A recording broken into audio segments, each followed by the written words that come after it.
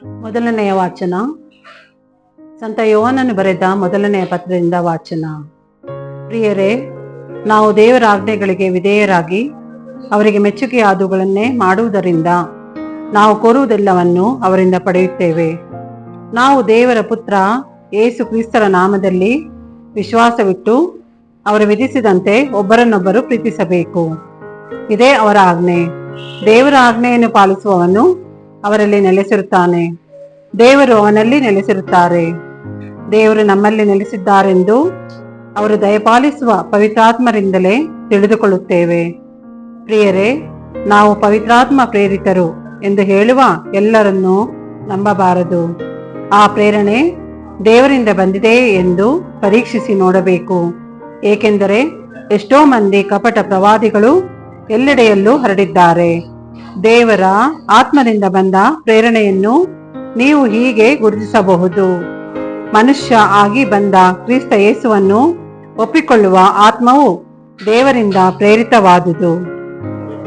ಯೇಸುವನ್ನು ಒಪ್ಪಿಕೊಳ್ಳದ ಆತ್ಮ ದೇವರಿಂದ ಪ್ರೇರಿತವಾದುದಲ್ಲ, ಅದು ಕ್ರಿಸ್ತ ವಿರೋಧಿಯ ಆತ್ಮ. ಅದು ಬರುವುದೆಂದು ನೀವು ಕೇಳಿದ್ದೀರಿ, ಈಗಾಗಲೇ ಅದು ಲೋಕದಲ್ಲಿ ತಲೆದೋರಿದೆ. ಪ್ರಿಯ ಮಕ್ಕಳೇ, ನೀವಂತೂ ದೇವರಿಗೆ ಸೇರಿದವರು. ಲೋಕದಲ್ಲಿರುವ ದುರಾತ್ಮಕ್ಕಿಂತಲೂ ನಿಮ್ಮಲ್ಲಿರುವ ಆತ್ಮವು ಶ್ರೇಷ್ಠವಾದುದು. ಆದುದರಿಂದಲೇ ಆ ಕಪಟ ಪ್ರವಾದಿಗಳನ್ನು ಜಯಿಸಿದ್ದೀರಿ. ಅವರು ಲೋಕಕ್ಕೆ ಸೇರಿದವರು, ಆದ್ದರಿಂದ ಅವರು ಲೌಕಿಕವಾದುದನ್ನೇ ಮಾತನಾಡುತ್ತಾರೆ ಎಂದೇ ಲೋಕವು ಅವರಿಗೆ ಕಿವಿಗೊಡುತ್ತದೆ. ನಾವಾದರೂ ದೇವರಿಗೆ ಸೇರಿದವರು, ದೇವರನ್ನು ಅರಿತವನು ನಮಗೆ ಕಿವಿಗೊಡುತ್ತಾನೆ. ದೇವರಿಗೆ ಸೇರದವನು ನಮಗೆ ಕಿವಿಗೊಡುವುದಿಲ್ಲ. ಇದರಿಂದಲೇ ಸತ್ಯವನ್ನು ಸಾರುವ ಆತ್ಮ ಯಾವುದು ಮತ್ತು ಅಸತ್ಯವನ್ನು ಸಾರುವ ಆತ್ಮ ಯಾವುದು ಎಂಬುದು ನಮಗೆ ತಿಳಿಯುತ್ತದೆ. ಪ್ರಭುವಿನ ವಾಕ್ಯ. ದೇವರಿಗೆ ಕೃತಜ್ಞತೆ ಸಲ್ಲಲಿ. ಕೀರ್ತನೆ. ಶ್ಲೋಕ. ಕೇಳಿದೆಯಾದರೆ ನಿನಗಧೀನ ಮಾಡುವೆನು ರಾಷ್ಟ್ರಗಳನ್ನು, ಕೊಡುವೆನು ನಿನಗೆ ಸ್ವಾಸ್ಥ್ಯವಾಗಿ ಜಗದ ಆದ್ಯಂತ್ಯವನ್ನು. ಕೇಳಿರಿ ದೈವಾಜ್ಞೆಯನ್ನು, ಆತನು ಎನಗಿಂತೆಂದನು. ಈ ದಿನ ನಾನಿನ್ನ ಹಡೆದಿಹೆನು, ನೀ ನನಗೆ ಮಗನು. ಕೇಳಿದೆಯಾದರೆ ನಿನಗಾಧೀನ ಮಾಡುವೆನು ರಾಷ್ಟ್ರಗಳನ್ನು, ಕೊಡುವೆನು ನಿನಗೆ ಸ್ವಾಸ್ಥ್ಯವಾಗಿ ಜಗದ ಆದ್ಯಂತ್ಯವನ್ನು. ಶ್ಲೋಕ. ಕೇಳಿದೆಯಾದರೆ ನಿನಗಧೀನ ಮಾಡುವೆನು ರಾಷ್ಟ್ರಗಳನ್ನು, ಕೊಡುವೆನು ನಿನಗೆ ಸ್ವಾಸ್ಥ್ಯವಾಗಿ ಜಗದ ಆದ್ಯಂತ್ಯವನ್ನು. ಎಂತಲೇ ವಿವೇಕಿಗಳಾಗಿರಿ ರಾಜರುಗಳೇ, ಬುದ್ಧಿವಾದಕ್ಕೆ ಕಿವಿಗೊಡಿ ದೇಶಾಧಿಪತಿಗಳೇ. ಭಯಭಕ್ತಿಯಿಂದ ಪ್ರಭುವಿಗೆ ಸೇವೆ ಮಾಡಿರಿ, ನಡುಗುತ್ತಾ ಆತನ ಪಾದ ಪೂಜೆ ಮಾಡಿರಿ. ಶ್ಲೋಕ. ಕೇಳಿದೆಯಾದರೆ ನಿನಗಾಧೀನ ಮಾಡುವೆನು ರಾಷ್ಟ್ರಗಳನ್ನು, ಕೊಡುವೆನು ನಿನಗೆ ಸ್ವಾಸ್ಥ್ಯವಾಗಿ ಜಗದ ಆದ್ಯಂತ್ಯವನ್ನು.